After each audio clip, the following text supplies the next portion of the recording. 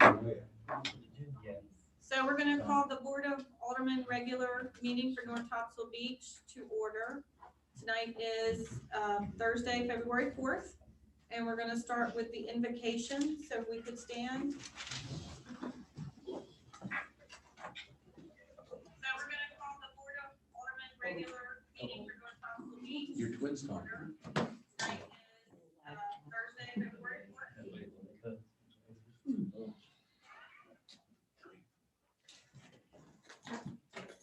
Bless this town and may it remain a beautiful and friendly place to live. We pray this board makes fair and informed decisions tonight. We also pray that our police officers, firefighters, and member of our armed services here and around the world remain safe as they risk so much for our security.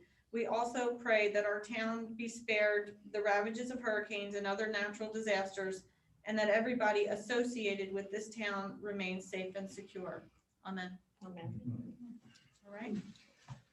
I pledge allegiance to the flag of the United States of America, and to the republic for which it stands, one nation, under God, indivisible, with liberty and justice for all.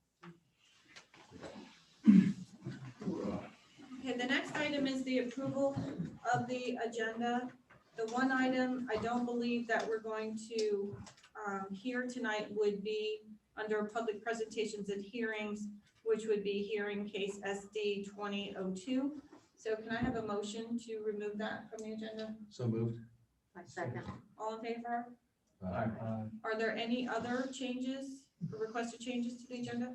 Should we add a closed session? Yeah. to Yes. discuss, Closed session. Personnel and contractual matters? Yes. Do I have a second? Second. All in favor? Aye. Was that what you were going to ask for? Yeah. Okay. All right. Then we will move right into the manager's report. Thank you. The manager's report that was in the packet was put together last week so that it would be on time for the packet to be in your hands. Oddly enough, a whole lot has happened since then, so let me bring you up to date. First of all, with the revetment, I haven't done anything beyond what I had done up until last month. You'll recall we tasked the town attorney with You should be on calling Zoom. engineer foreman to see if they could work out language. I'm sorry, Mr. Gilbride, 1 second. Deb, do we have Brian? No. I'm gonna text him. Does he have the invite? He does. Oh, he's saying he's rebooting. He'll be on in a second. So he had an issue with the potential lawsuit between the engineer and the contractor that was going on, and just wanted to make sure that the town would be protected. I'd asked him to, or we asked him actually to contact engineer foreman and work out the language. I really don't know if anything has happened at this point. The town hall, the pre-construction meeting was held on Wednesday. Scott and I were both there along with Jimmy Kennedy just to listen to how that was going to go. The work will begin with the roof replacement. That'll begin on the 15th of this month. They had a 6-month window, so the substantial completion target date is August 15th. I would hope that they would finish prior to that, but that would be how long they're actually allowed to take before they have to start paying damages to us. The Florence project, the truck hauler, has been underway for starting at 4400 Island Drive and working north. They started that on Monday. There are trucks everywhere and sand everywhere, but they're moving at a very rapid pace up the coast. So it's impossible to estimate how far they'll get before the turtle window ends on April the 30th. But like I said, they're moving really fast. The Phase G project to the south of there, the restoration of Phase 5. We had a scoping meeting again just the other day. Everything seems to be go on that project. The biological opinion has been rendered basically for the whole area. So what held us up for the Phase project will not hold us up for Phase G. Pardon me. Onslow County Beach Access, Fran met out there with the contractor that's doing the work, and Scott, and I sent you only this afternoon, very late, a diagram of what they're proposing to do at the county access, and I forwarded that to the county manager and assistant manager as well. We'll see where that gets to. As far as the terminal grind, Corps of Engineers, again, I spoke to Mickey today as well. They're proposing to do a Facebook Live meeting. According to them, the scoping meeting will take only about 20 minutes of our time. And that the comments will follow thereafter. Now, why a 20-minute meeting is delayed by 3 years, I have no idea. But that's where we're at with that, so I'll keep you posted. They plan to have that done before the middle of March. Paid parking, of course, we continue to move ahead. Scott's people have laid out the parking areas that are on the side streets. There are only 4, I believe, with bumpers and stone put in to stabilize them. They've already begun putting up the signs for the parking areas and for no parking, and we should have that all done by our target date of March 1st. The parking committee has gone ahead and set the rates that we'll be charging. And at this point, you're looking at $5 an hour, $25 a day, $100 for the week, $250 for the season in our standard lots. There'll be a park by mail lot for those who don't have a smartphone or don't know how to operate one. But that will be an additional $5 for the processing. That's $30 a day. Excuse me, any parking violations will be $50. And of course, the 4x4 lot cost of the annual pass is going up to $250. It'll be $25 a day, $100 for a weekly. The one big change is that the $250 per person, per year pass for the lots will be good at the north end, and if you purchase the north end pass, annual pass, it'll be good at any of the lots. Naturally, the resident or property owners will not have to pay for parking, and to the extent that they're interested, they can register 2 cars. And as soon as we get the app up and running in mid-month, they can log on and do that. So like I said, they'll be exempt, as will the, for a period of time, the turtle people that walk the beach every day will also be taken care of. We don't intend to charge them to come in and walk the beach.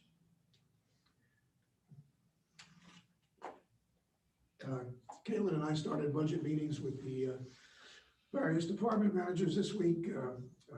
They made their submissions, which when I was in the service, they used to call a dream sheet. We'll be going over that, for the next couple of days, and they will be prepared to present that at the retreat coming up. Actually, all of the requests that we got, I think, were quite reasonable. There are some adjustments to make, but we'll plug it all together and make sure it works at the end of the day.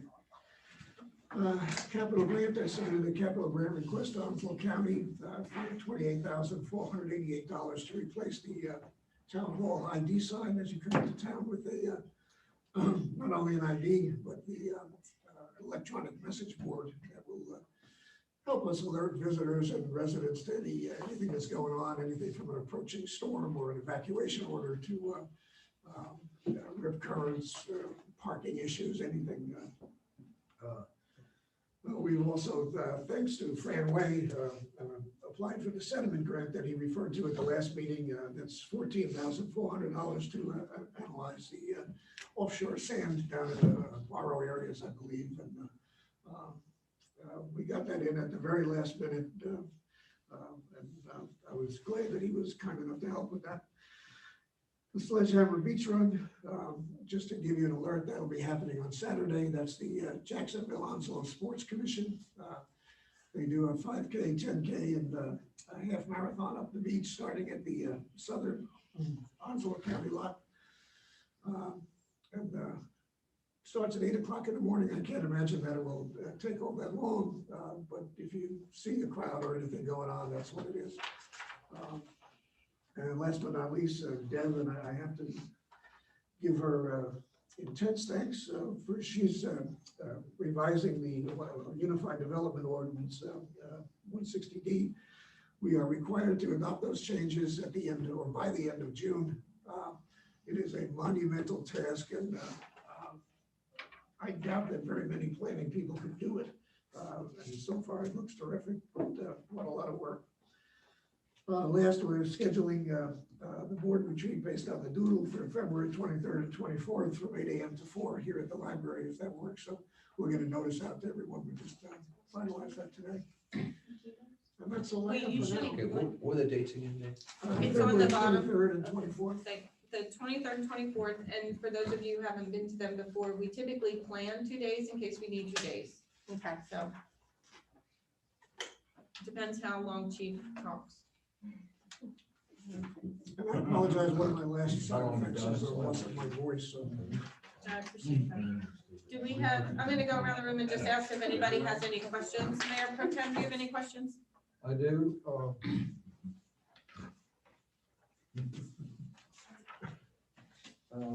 The county beach access. When you met with the contractor, did they give you any indication when they were going to restore that dune line, prevent ocean overwash to the road, to their parking lot, and to our nicely restored and renovated town park?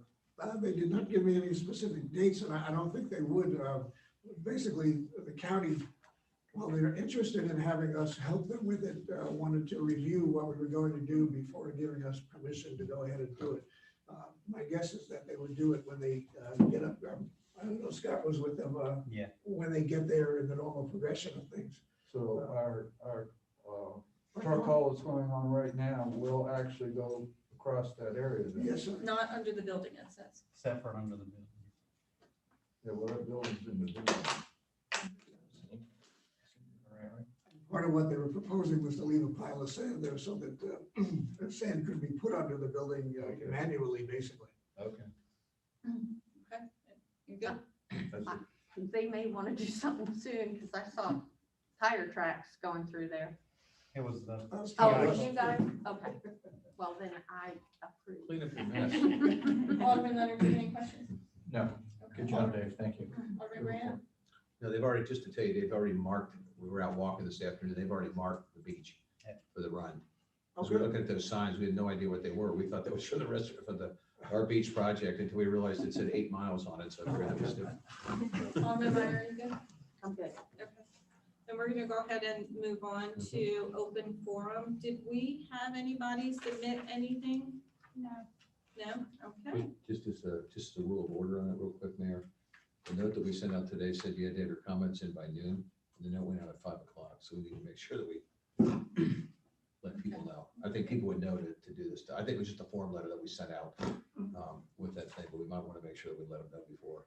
Yeah, it was actually sent out to be posted much earlier in the week, and until you emailed me, I wasn't aware of it.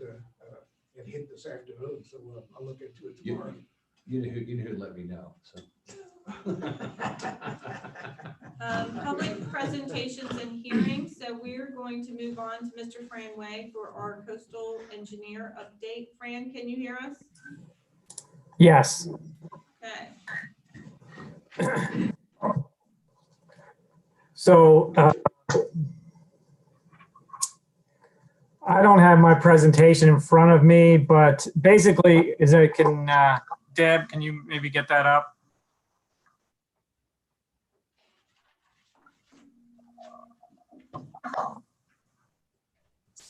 Well, I'll just speak. I was at the site yesterday. I actually went to 421 Sand first, and that's where the sand is being trucked from. I went from 421 Sand and basically took the same route that the trucks take, following them the whole way. We visited this. I met with Chris Gibson and Jamie Pratt with TI Coastal, and they're doing a lot of the survey stakes, and they're out there pretty much.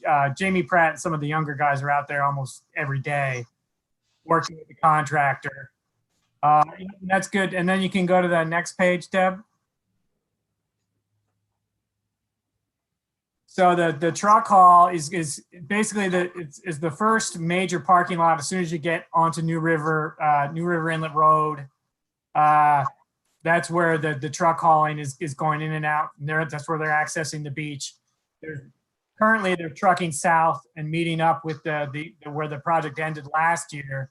And then pretty soon they'll be trucking the material north from that same exact access. Then later on, they will move north of that, but the general work of order is going to be south to north. And they are doing really well. They're doing about 500 feet a day, 500 to 600 feet a day. Their process is very good. If you go out there, you can notice the sand's very good color, good consistency. There is some variability in the amount of dune that, and we've talked about this before, but you can, if you're out there, you can notice that the dune might be a little fatter in some spots than others. And that's basically just based on kind of what's there existing, and the erosion wasn't uniform. And so we're kind of building a template where the crest of that dune is, about 13 feet above mean low water. And that is pretty consistent. It's within a foot up and down. But then, sometimes the dune looks like maybe when you're standing there, it's only 6 feet tall or 4 feet tall. When in those spots, it looks maybe 8 feet tall. We keep it as consistent as possible with dealing with the natural variability and actually the Florence erosion, where the permit conditions are trying to keep us within where the Florence erosion was. So there is a little bit of variability. The contractor for now said he's planning on working 5 days a week, but if they start slowing down a little bit, they will go up to 6 days a week, and we'll let you know. I'm going to be up there, once a week. I'm planning on, and obviously TI Coastal with Chris Gibson and Jamie Pratt, they'll be there almost daily. We met with Scott at the county access, and Scott really filled us in on kind of the whole history of the what's going on with the Hatteras ramp and how it floated away, and how Scott actually pushed some sand up there, and the county did not like that. So we'll have to do a small modification. We're not allowed to put sand in front of that building, but we can put sand. We'll put sand next to it in those weak spots. The building itself, as Mayor Pro Tem mentioned, it's a V-zone building, so the bottom level is technically as breakaway, where it's basically FEMA considers it almost transparent to waves and flooding. So that's unfortunate because, and Scott even said that he put like a small swale or dune behind the structure, and the county didn't like that, and they told Scott to knock it down.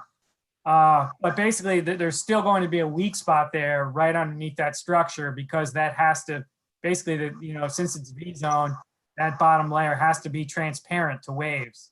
So, the dune on either side will help fix it, but that's still going to be a weak spot. I don't know. That's just a difficult thing to work on. And we think, and as Scott already did, putting a dune behind it would be the easiest thing to do because we could easily permit that. But putting a dune out in front of it is really the DCM CAMA is not going to allow that. Then next slide, please, Deb. And then this is just the general, as Dave mentioned, Dave was on the meeting with me earlier this week with, we were on there with the DCM folks, Division of Marine Fisheries, Wildlife Resources Commission, U.S. Fish and Wildlife Service, National Marine Fisheries, the Army Corps of Engineers, and that pre-scoping meeting for the Category G project down in Phase 5. And it seems to go well.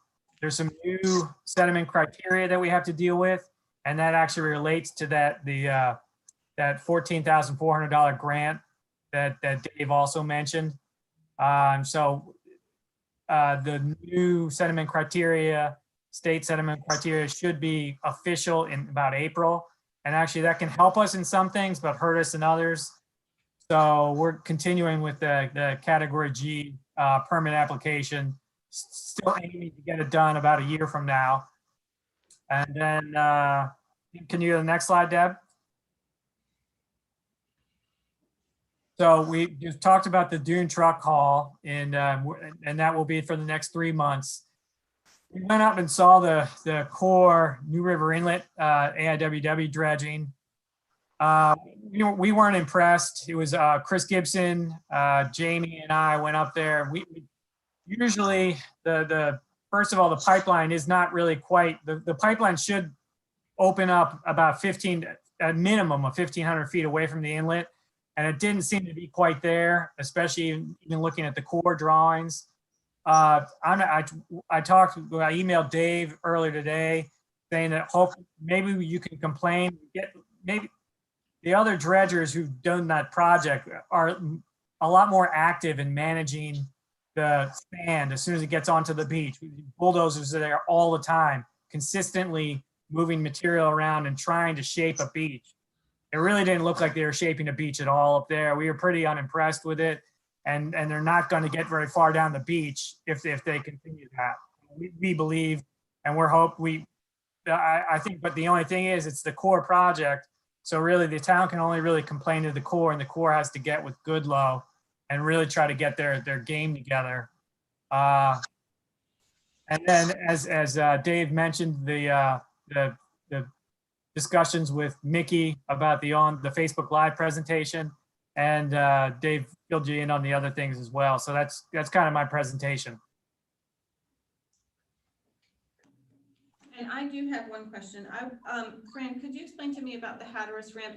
We could not get any approval to have that installed differently. You know, we had asked if they would have the berm there and have the ramp go over the berm, and they would not do that because the way their permit is written, it had to be flat. And that's why it washed into the parking lot. Were you guys able to make any progress with the contractor? No, when Dave mentioned the contractor, he meant like the sand haul contractor who has no history with that. So yeah, we did not, and that's basically, I guess there has to be some coordination with the county before we even fill in those areas. So. Okay. All right. Ms. Mayor Pro Tem, any questions for Fran? I do. I have 3 questions, Fran. Do you know with the Goodloe project, the Army Corps project, approximately how many cubic yards they have deposited on the beach at this time? Has the Army Corps given any estimates of where they are in terms of their progress? No. And basically, this is one of those projects that they get paid for what they dredge, not what they place. And so I think they're really being kind of not very lax with how they're putting the material on the beach. They're not really, but even the Cottrell and Southwinds, the 2 other dredgers that commonly do that project, they'll usually have, surveyors with stakes and the bulldozers, and they will really build a beach.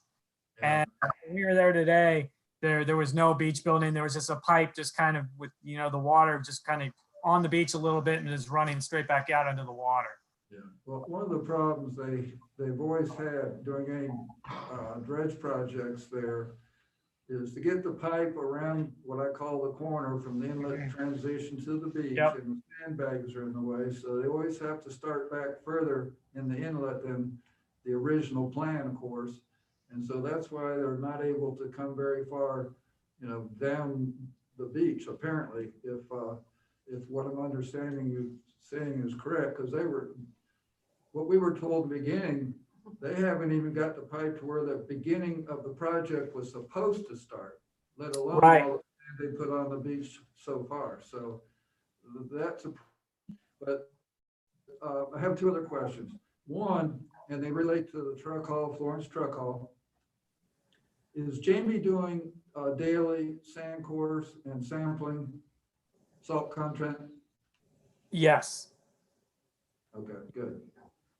The other question I have, and I'm trying to understand how this fits in.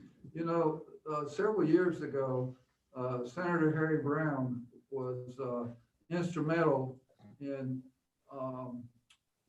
obtaining $500,000 over a 3-year period for our phase 2 area. So we now have a credit of $1.5 million with the Division of Water Resources. And my question is, and we've talked about this before, we were going to add that $1.5 million into the Florence truck, the dune restoration part. but you have a template already set up based on what FEMA approved. So how are we gonna use that extra $1.5 million worth of sand in the set area of the Florence Dune Restoration projects? There were, if you recall, there were a few gaps where FEMA did not allow us to, the beach didn't qualify in a couple areas. So we were going to fill those areas in with that grant money and then really kind of just get a nice continuous dune. So are you working with, how's this gonna work?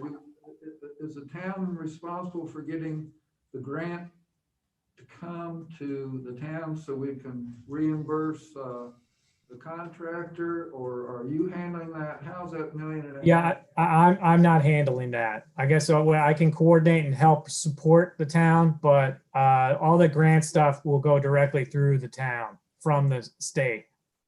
Okay, so then we would probably need to be paying those invoices once they do those areas that you're talking about. When would we be expected to pay the invoices? Yes, Brian, the town attorney, he worked a good agreement together with the CM Mitchell about, delaying the billing. Right.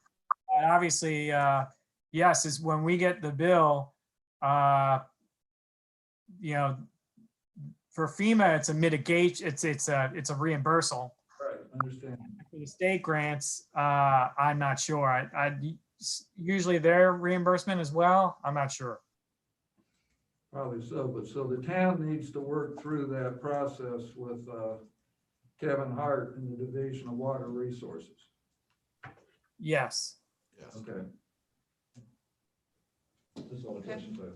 Alderman Meyer, do you have anything? I do. When you say not too far down the beach, where are you thinking that it's gonna go? The New River Inlet, the core project right now. Yes. It's hard to know because I don't know how much, we don't know how much they've dredged out of the project, but we would hope that they'd get to the Topsail Reef Villas, but we're not even sure that, they'll even get to there, but they're supposed to get down to the St. Regis, I guess, but based on what we saw yesterday, we were not optimistic. Well, isn't everything going right back into the inlet that they're pumping? Yes, and that's why the Corps says, you need to put the material at least 1,500 feet away from the inlet because it will go, otherwise it will go straight back in.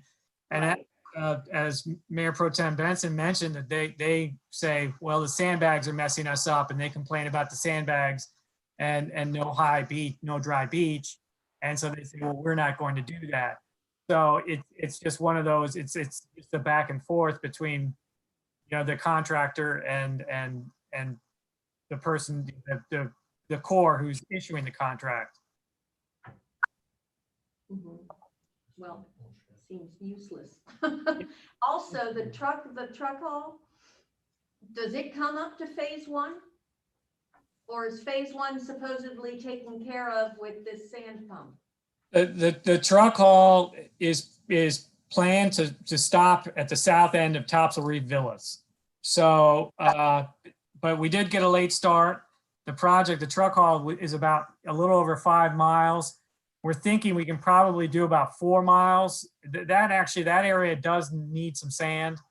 And the contractor is working to try to get material that way, but the truck haul is planned to get material into the phase 1 and try to meet up with that core project.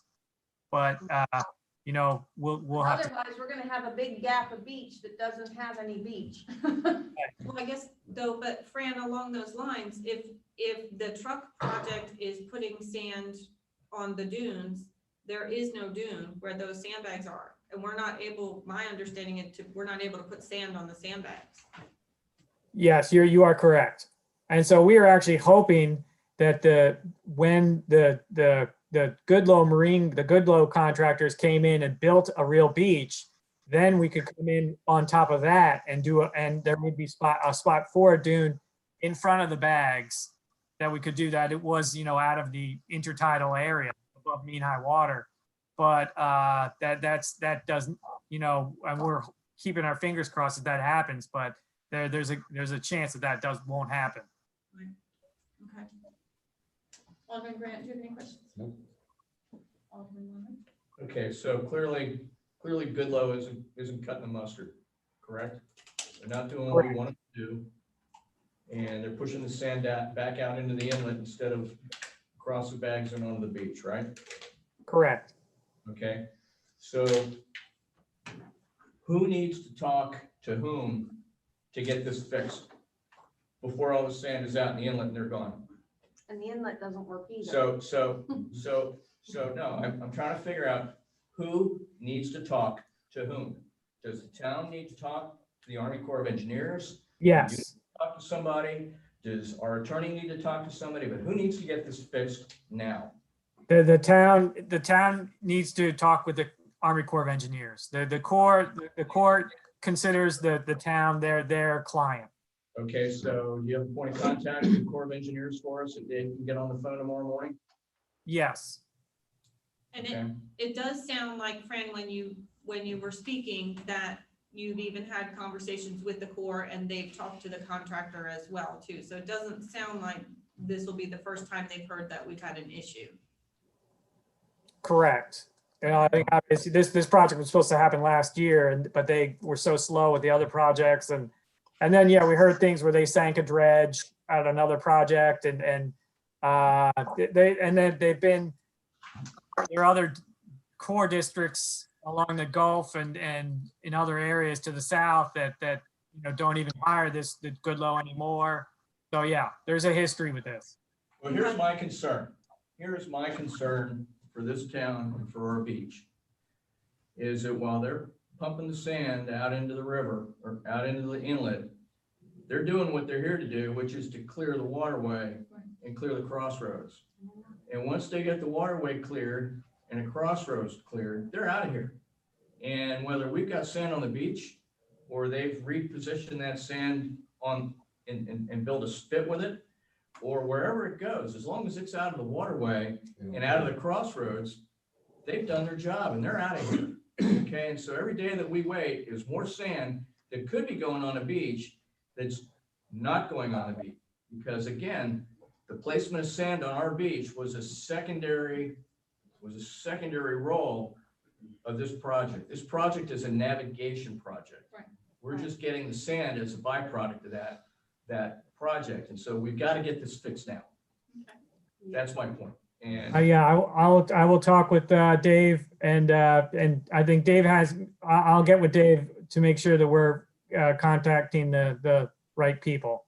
yeah, Man, because, Fran, it doesn't matter where it's going, as long as it's not in the waterway or in the intersection between the waterway, the river and the inlet, they've done their job. And I think, They've done their job, and that's all their job is here. The sand is deserved. Brian, were you trying to say something? Yes, I'd like to be on that correspondence, or if there's a call, Fran, and whoever we need to contact at the Corps about this. I'd like to kind of spearhead that with Mr. Gilbride. Okay, thank you. Thank you. Here's why I'm upset. We've been waiting for the sand for over a year. Okay, and now it's basically going down the toilet. Okay, They're wasting it. yeah, it's being wasted. It's burying the fruit. But we're not gonna make any progress on that tonight, so we took the follow-ups, and Mr. Tomorrow. Gilbride and Fran and Mr. Madam Eaton Mayor, with Yep. the Corps. Madam Mayor, may I just add one?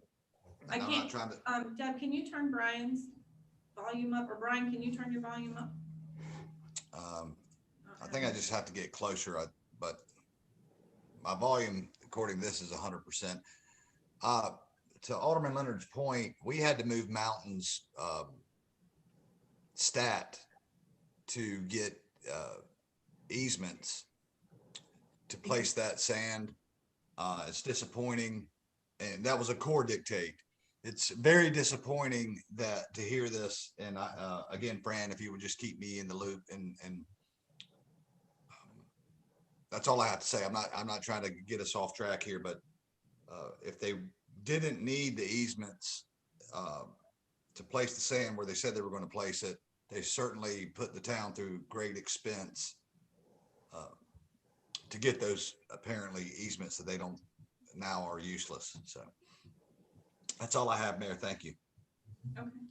Well, thank you, Fran, very much. Okay, thank you.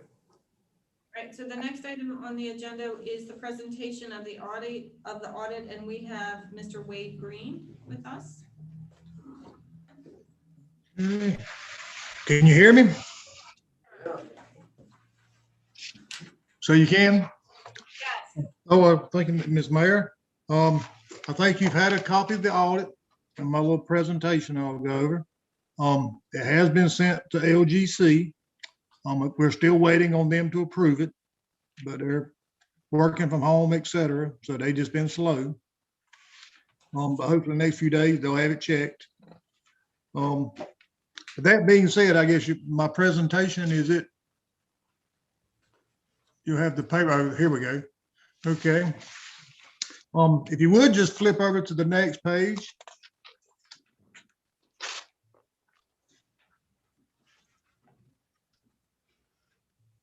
Okay, here we go. Sorry. You're getting there. Okay, your assets and your deferred outflows of resources exceeded your liabilities and deferred inflows of resources by $25.6 million.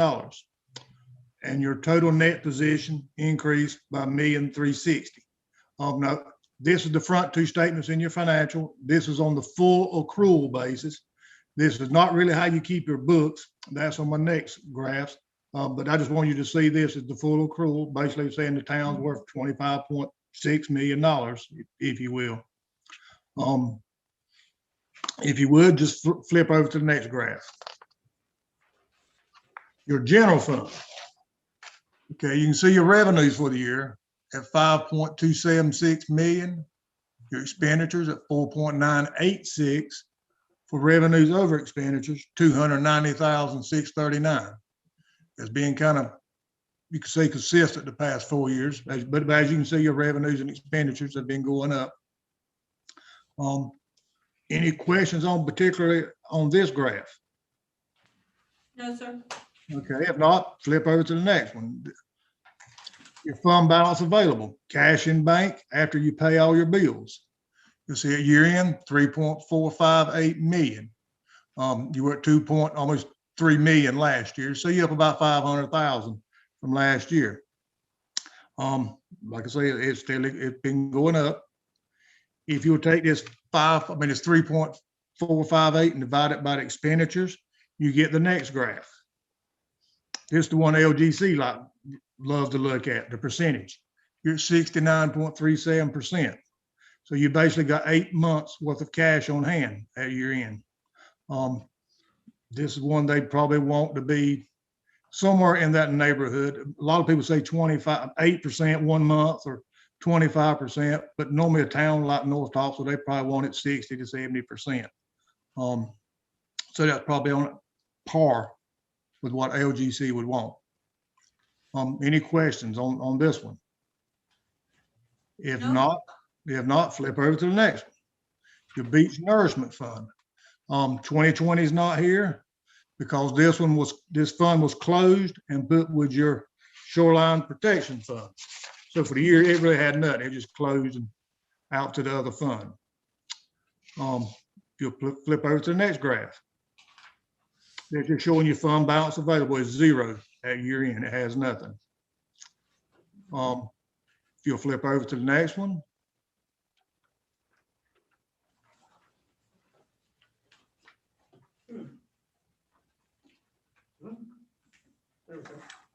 Yeah, could be Nourishment. It says 0% too, just because it's closed. If you'll flip on over again. Okay, the Shoreline Protection Project. As you can see, you got $10.9 million in revenue for the year versus basically 9.4 million in expenditures.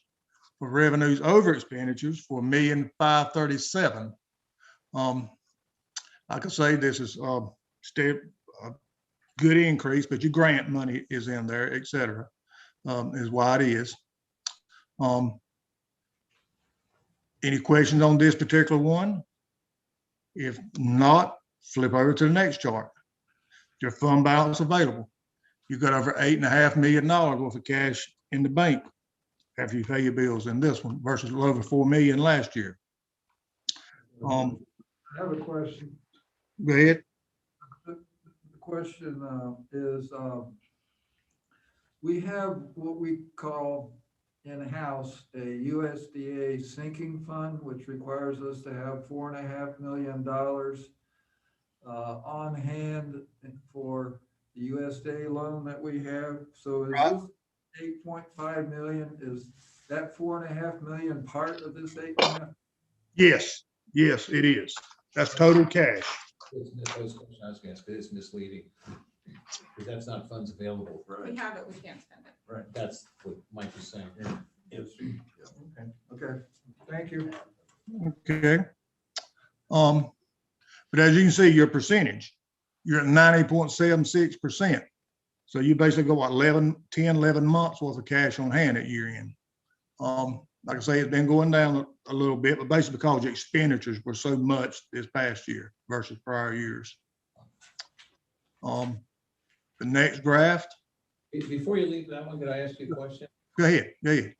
When we're tracking these things, I'm assuming you're doing this on a cash basis, not an accrual basis. Is that correct? Right. That's basically where you keep your books on all these charts for your cash basis.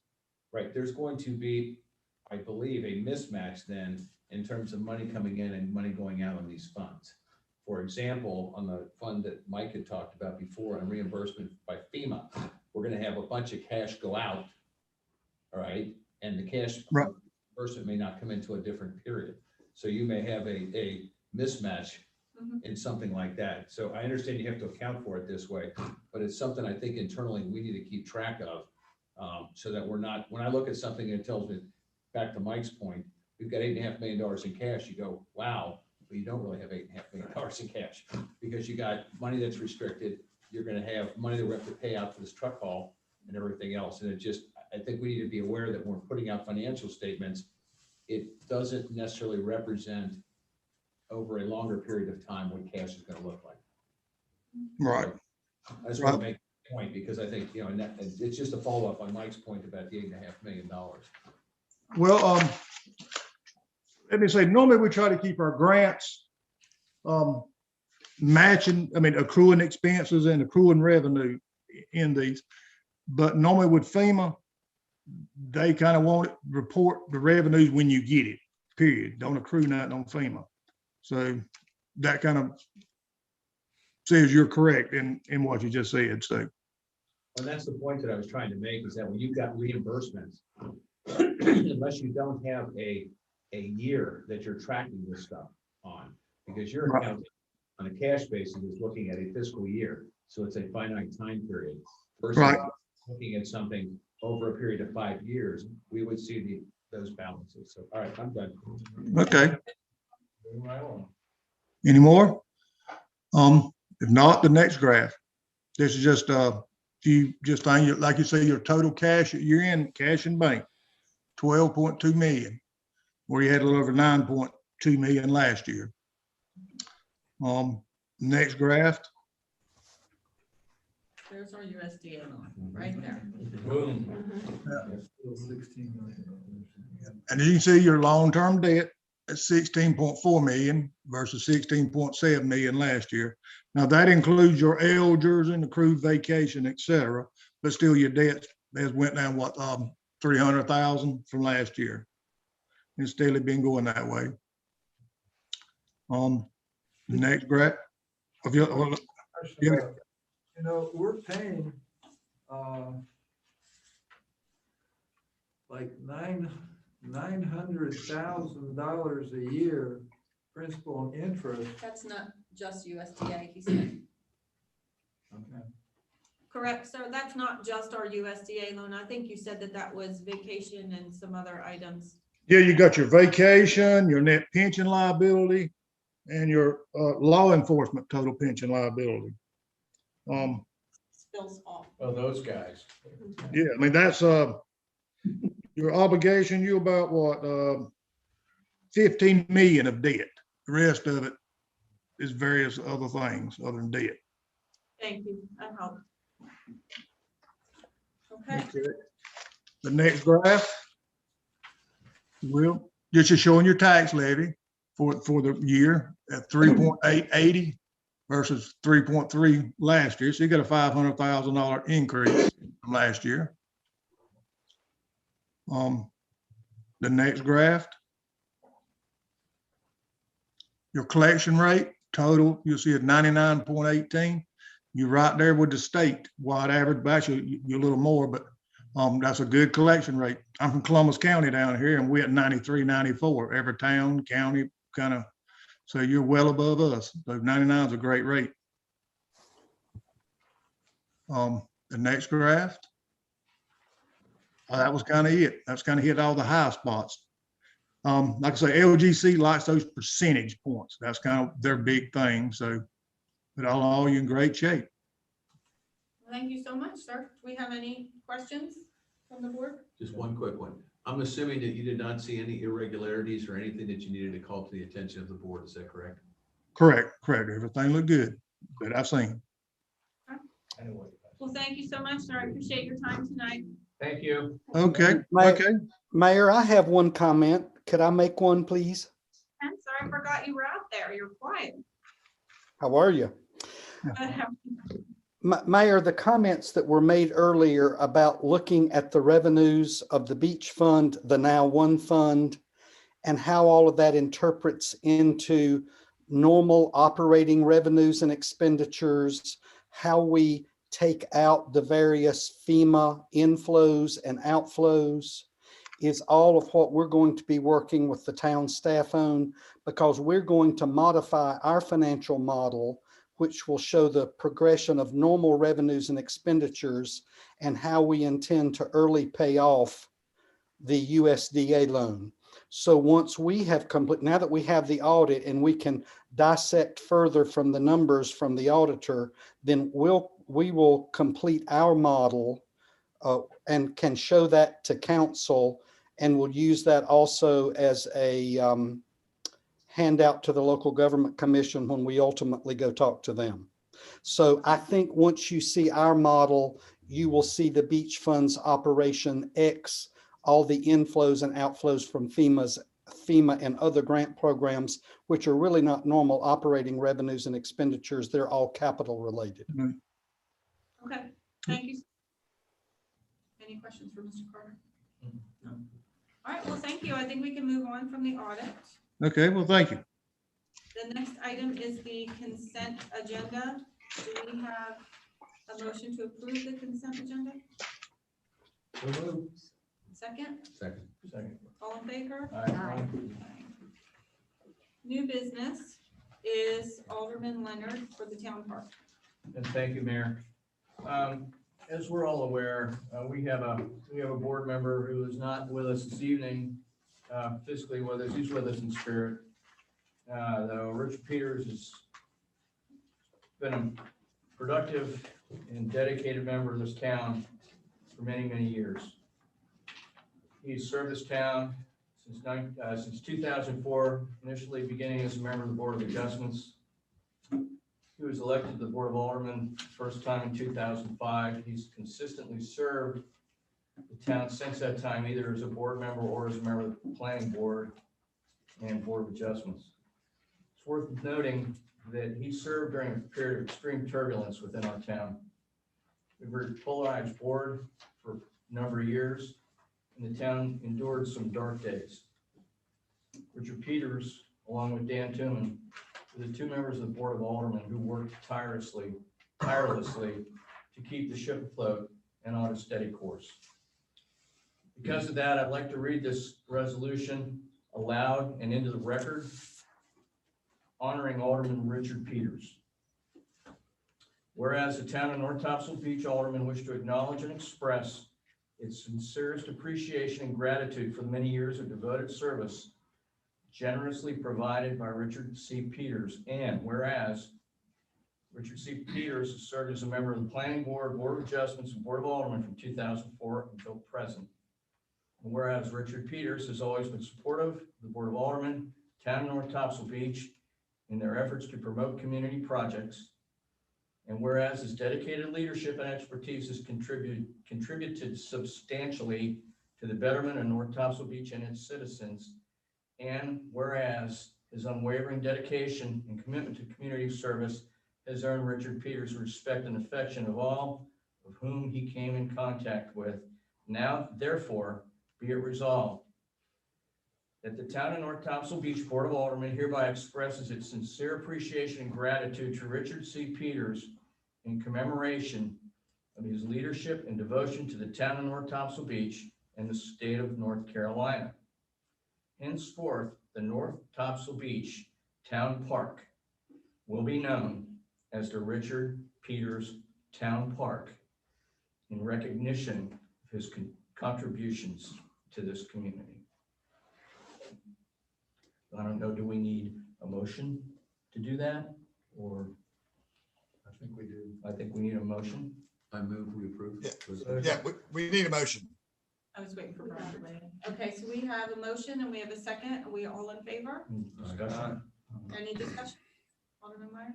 No, no, I was saying aye. Okay, we are all in favor unanimously. Okay, thank you, everyone. And if I may say so, it's really rewarding to see this board come together for the Peters family, the way this board has come together for the Peters family in their time of need. You know, I'm proud to be one of you. I'm proud to be a part of this town, and town staff has also helped, and I appreciate that too. Thank you. Madam Mayor, Yes, Madam sir. Mayor, if I may, I want to, I've had the honor and privilege to serve alongside Mr. Peters for quite some time, and I echo Alderman Leonard's sentiments and the sentiments of the resolution, and I'm proud that this board has passed that resolution. I just want that to be part of our minutes. Thank you. Thank you. Okay. That was a hard one, Tom. Continuing business under town financial planning, we've got, I believe these might just be placeholders, resolution related to the LGC contract and financial plan for the USDA and core project. Is there anything, Attorney Eads or Mr. Carter, that we need to talk through tonight? Mayor, from my point of view, my comments went along with the audit. We're in the middle of working on the financial model that will give us guidance as we move forward into the budget upcoming on how the budget will shape up on the additional project. So I think now that the audit is complete, we'll be able to make some progress. And it's my anticipation that we'll probably make a report to this local government commission in the April-ish timeframe. Okay. And then, Mr. Eads, the only thing I had questioned on for you is I know that you were going back and forth with the core, just clarifying some language. And I don't know if you've had a chance to get anything in front of them yet or not. I think you're on mute, Brian. Sorry. There you go. Can you hear me, Mayor? Yes, sir. Board? My plan is to, once we get the finalized PPA, I mean, we have what we believe is going to be, but at the final approval, we don't have a copy to sign yet. Okay. Once that's presented to us, my plan is to have all of those understandings reduced to writing and transmit the executed PPA under cover of a letter that will have all of that laid out and basically state from a legal perspective that as a condition precedent to the town executing this agreement, we're doing so under the following understanding. And I think that would make it as about as binding as it could be. So we are telling them as we transmit the document that's executed, that we've executed it based on these representations and understanding. Okay. Stated differently, if those representations and understandings are inaccurate, then the execution of the document is a legal nullity. Okay, any questions? Okay, we're gonna move on. Capital improvement update, Mayor Pro Tem Benson and Alderman Grant. I think where we are is, we met, the capital improvements committee met with the town manager and fire chief and police chief. And I think last time we reported that we were recommending that we construct a public service Safety. center, public safety center at the, to replace the South Fire Station. And we've also talked during that meeting with the architectural firm that we had contacted with back in 2016 when that board was thinking along the lines that we needed to replace the South Fire Station. Well, it's now almost 5 years later, and that fire station is literally falling apart. So we really must take action now. So we received from the architect Becker Morgan a set of services that they would offer in working with the town to develop the needs, kind of design just a basic look at what space would be required to meet those needs. And they proposed to the town a cost of $15,000, I believe, to do that.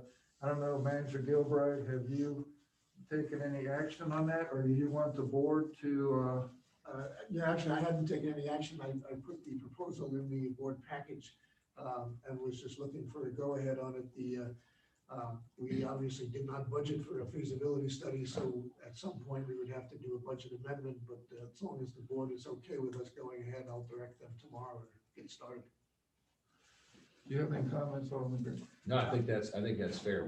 I think the planning stage and spending a few dollars up front to get this thing where we need it, rather than trying to just blast ahead with it, makes a lot of sense. So.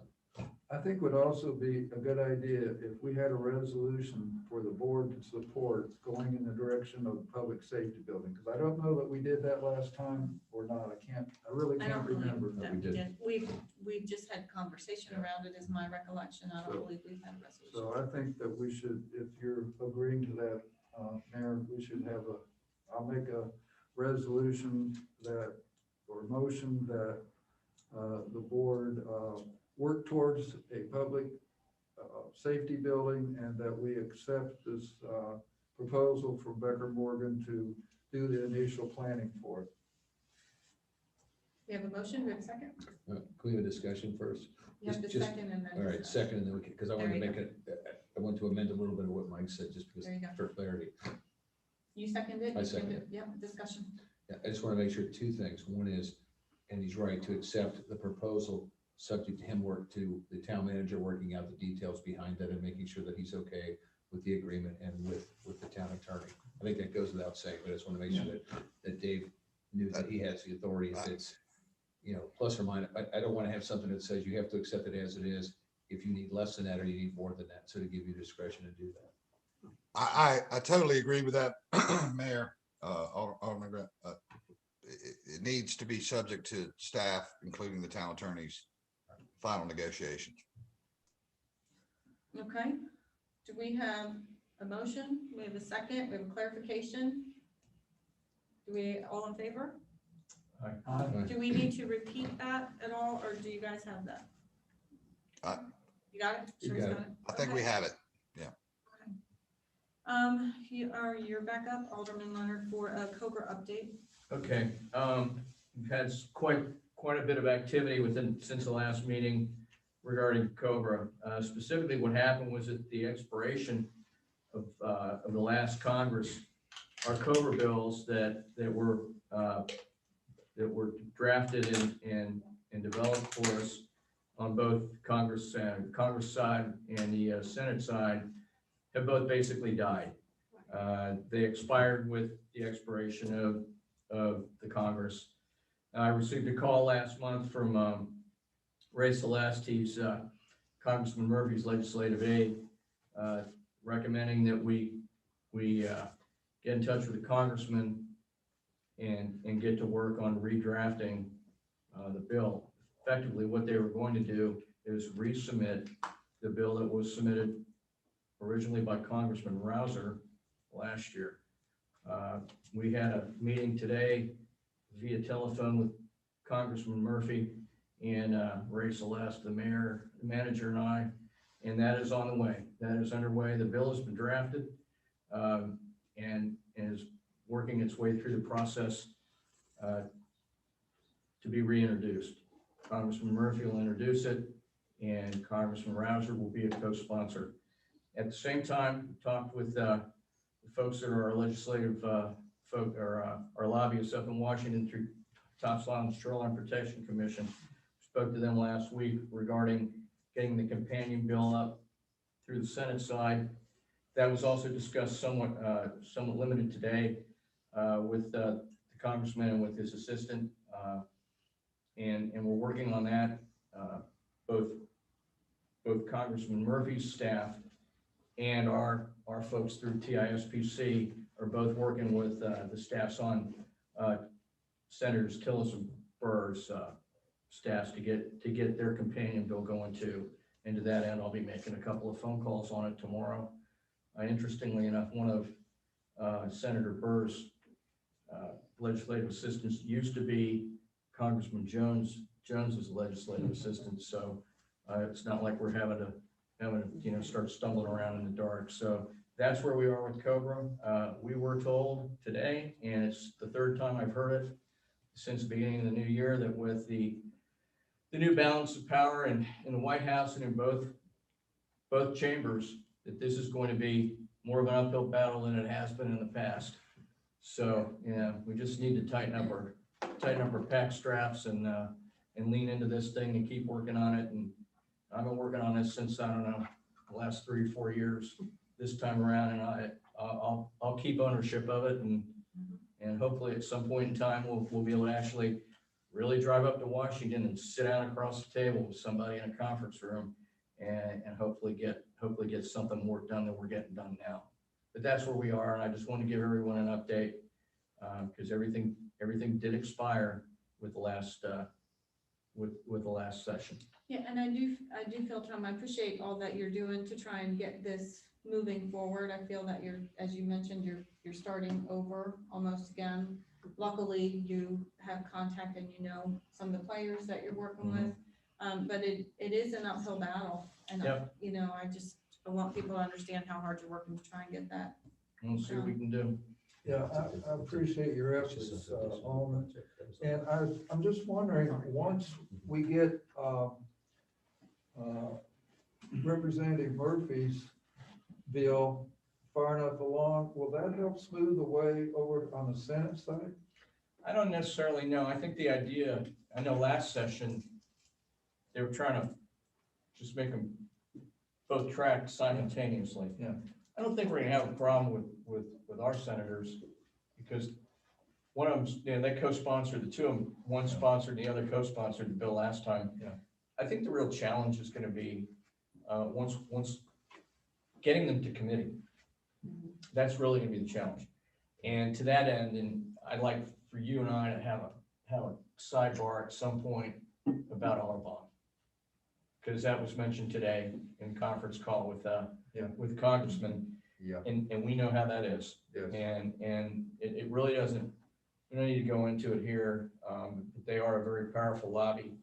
And we also talked about the land substitution for the Condi land, and I'm gonna do some homework with that with Mike McIntyre and Stephanie Missert up in Washington to get the actual numbers of what the change is for the substitution, because as I recall from previous bill, the substitution would have actually added in the end result would have added acreage to Cobra. I think So it's a win-win-win for everybody. It's non-buildable land, it's Condi land, it's not in Cobra now. You put it in Cobra, you take the land that's built on or buildable out of Coburn, it's a win for everybody, except that Audubon doesn't see it that way. Right. And that's where you and I need to sit down. Okay? Sure. And that kind of concludes my report on Coburn. Okay, Any subject to questions? any questions? All right, then we will Thank you. move on. What do we have next? Budget update. Yep, town manager Gilbride, budget update and work session.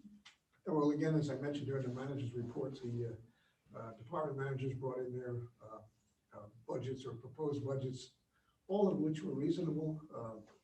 And then again, we're gonna fine tune them before the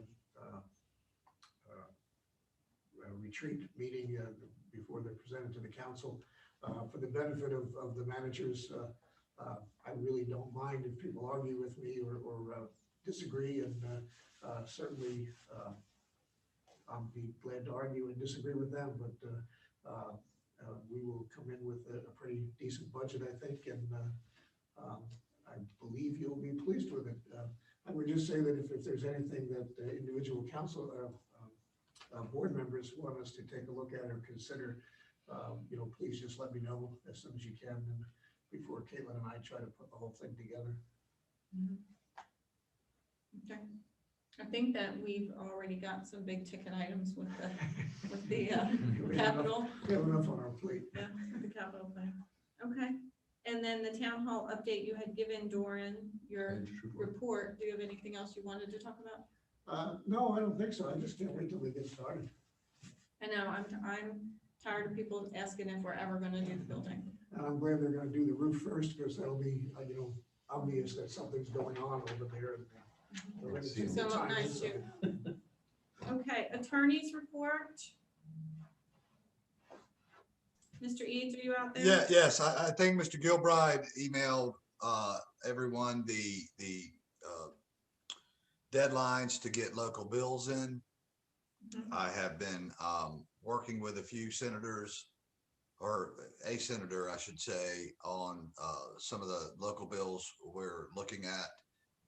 One is the situation with the election as it stands right now would be the entire board, Mhm. each municipal election year, to stagger that. The other would be the annexation issue over the bridge. And then the probably most significant local legislation we would need would be the 1% occupancy tax increase or its equivalent. Mayor, you've been on that phone call. So that's in the works. We have about a month to get it to bill writing. I spoke to a colleague of mine in Raleigh yesterday who's a lobbyist, and she indicated that that initial deadline, getting something to bill writing, is not very difficult at all. It's just you have to say, we're going to have a bill regarding X. I don't want to oversimplify it, but it's not like we have to have the actual proposed bill ironed out by that point.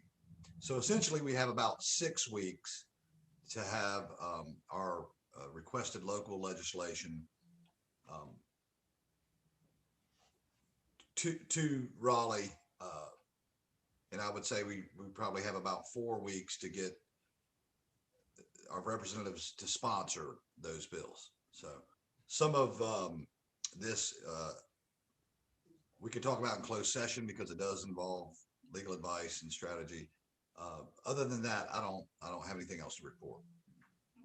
Okay. Well, let me say this.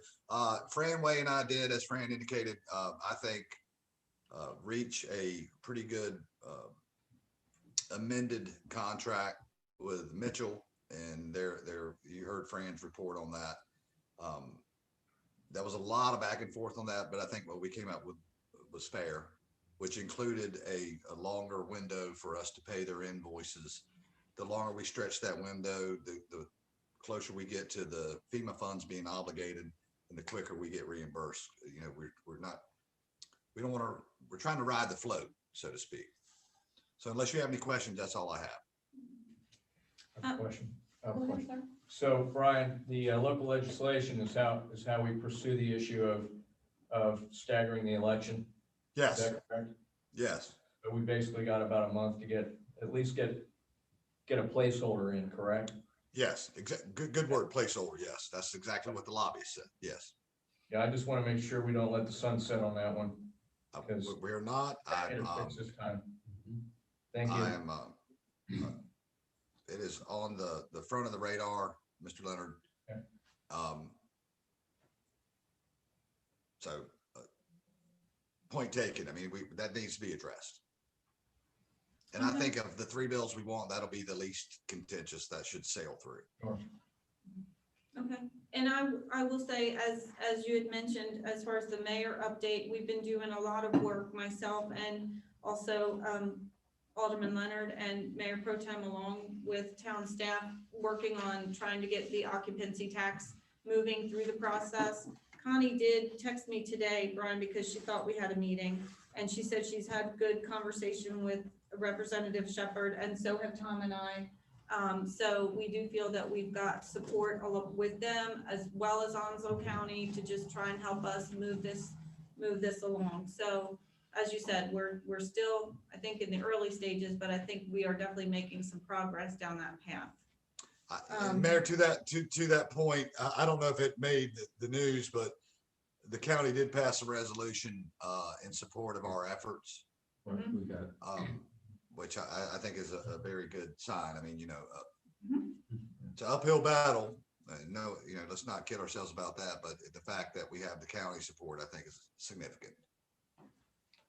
So the only other thing I just wanted to review real quick was the Greater Topsail Area Chamber of Commerce has had some new members come in. They've given me an update. They're trying to be much more engaged. I believe Jerry Hyde used to actually go to these meetings for North Topsail Beach before, so we've been a little bit absent. I've started going to them now, so with COVID, I didn't think it made sense to bring them in for just a few minute update, but they did give me a couple of bullets they wanted me to just give you guys an update on.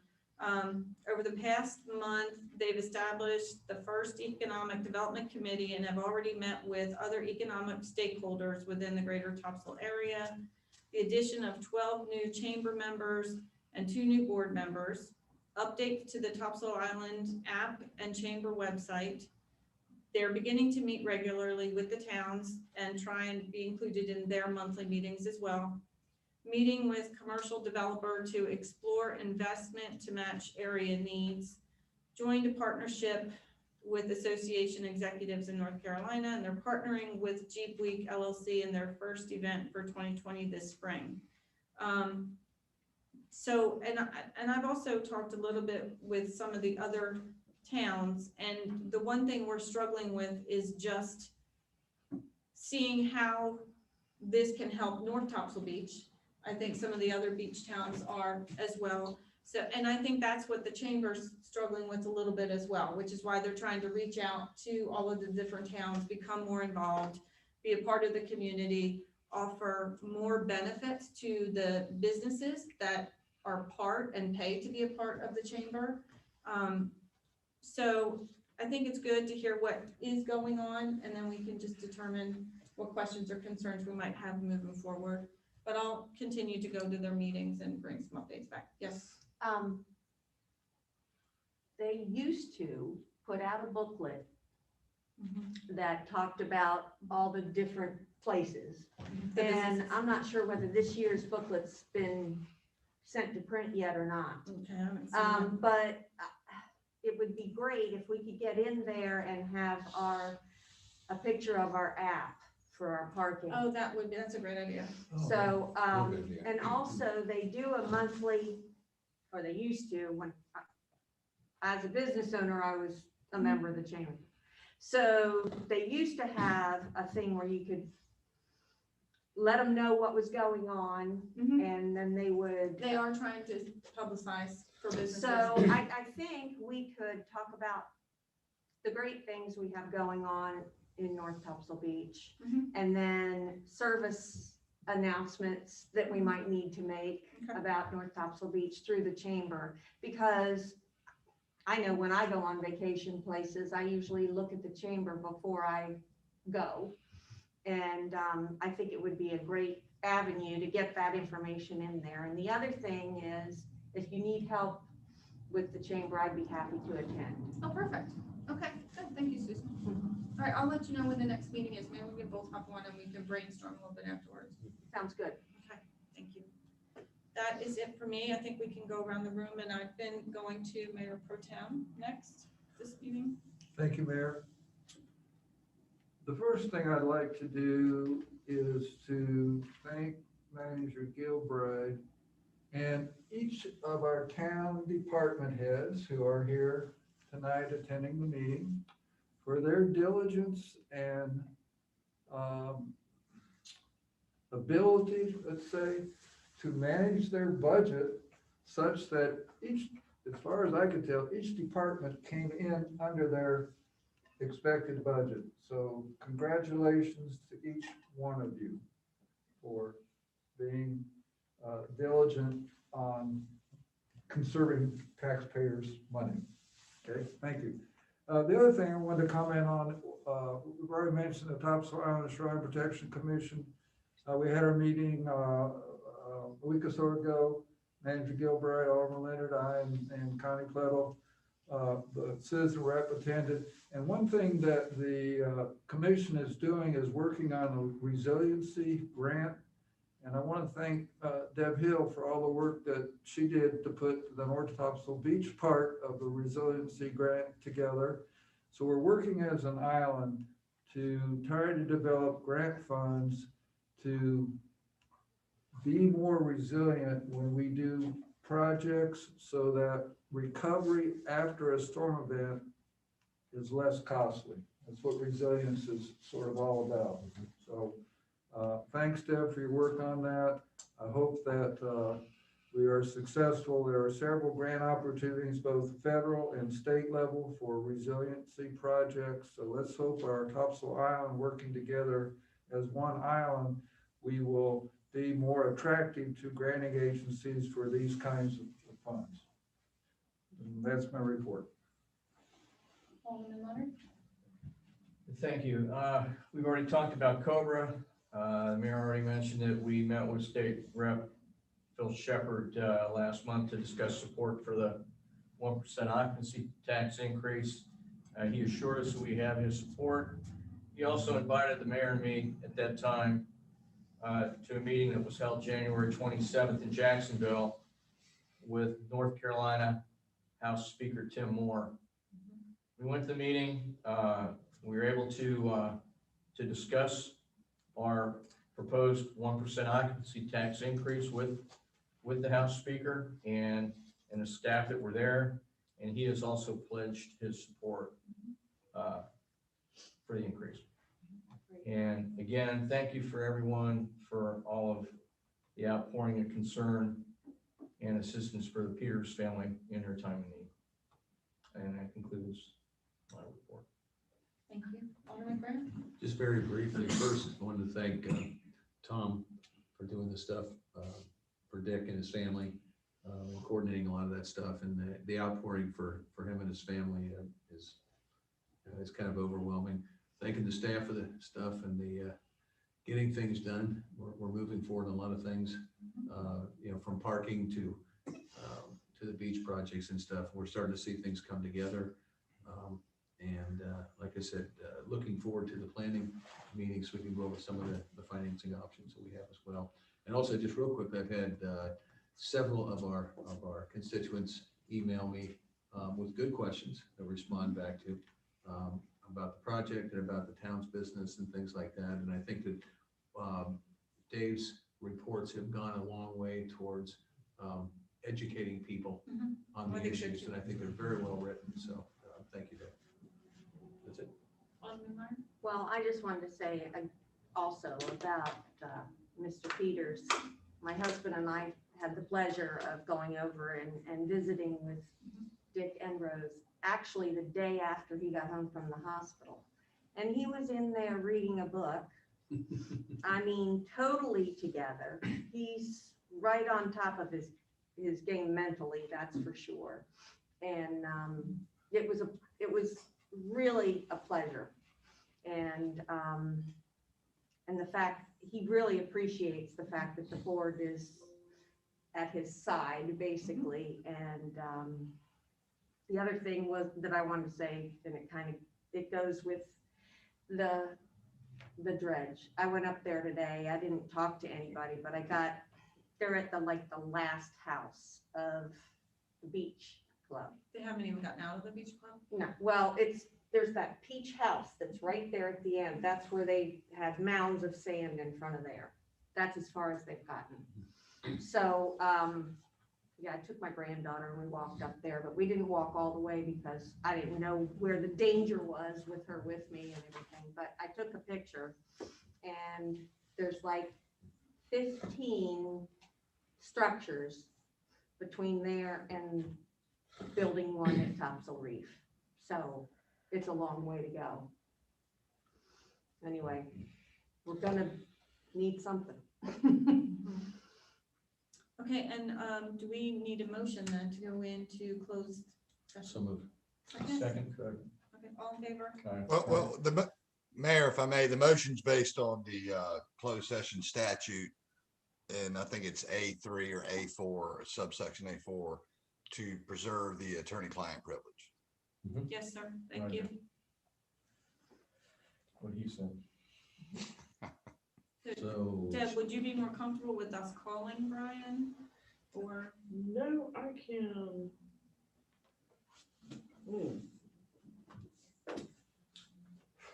Hey, clerk, was the one that you gave me the original?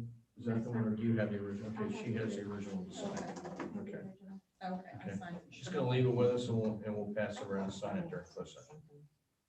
Yeah, I thought that was what we had to sign, so I handed mine out.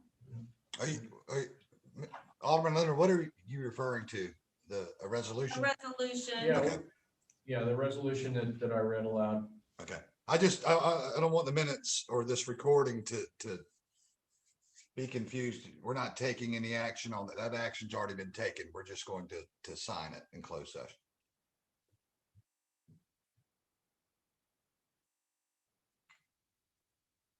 And now I can't see you guys. I don't know if y'all can hear me or see me. It's okay. I think you're gonna have to call him, or I can start the. Why don't we just call them? I'd rather, if that's easier and more secure, Deb, that's fine. I don't know if you guys got cut off from me. I don't know if you could hear me. I just want the minutes to reflect that what Alderman Leonard was referring to is not some action that's going to be taken in closed session. It's just a simple signing of a resolution that was already passed by motion. Okay, well, Deb, Brian